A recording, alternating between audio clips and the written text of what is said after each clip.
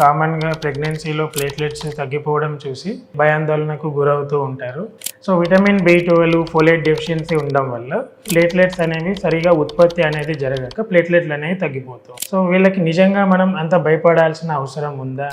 Hi అండి, నా పేరు doctor S Venkata Kiran, consultant hemato oncologist, Kaizen oncology.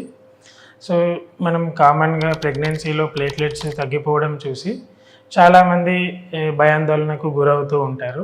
మన క్లినికల్ రొటీన్ ప్రాక్టీస్లో కూడా చాలామంది గైనకాలజిస్ట్ లేదా కామన్ ఫిజిషియన్స్ కూడా మనకు ప్రెగ్నెన్సీలో రొటీన్గా చేసే పరీక్షల్లో ప్రెగ్నెన్సీలో ప్లేట్లెట్స్ తగ్గిపోయాయి, సో వాళ్ళు ప్యానిక్కి గురైపోయేసి హెమటాలజిస్ట్ దగ్గరికి, నా దగ్గరికి రెఫర్ చేయడం కామన్గా జరుగుతూ ఉంటుంది.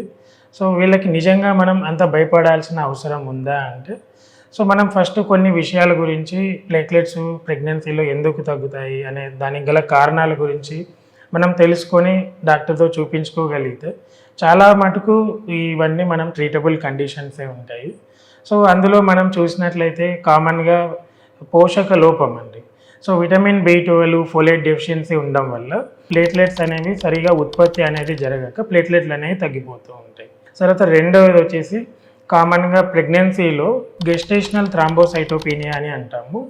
సో ఇందులో ఏంటంటే ప్రెగ్నెన్సీ వాళ్ళకి ఎటువంటి సిమ్టమ్స్ ఉండవండి, బ్లీడింగ్ మేనిఫెస్టేషన్స్ కానీ ఎటువంటి మేనిఫెస్టేషన్స్ ఏమీ ఉండవు, సిమ్టమ్స్ ఏమీ రావు, కానీ రక్త పరీక్షల్లో వాళ్ళకి ప్లేట్లెట్స్ అనేవి తగ్గిపోయి ఉంటాయి.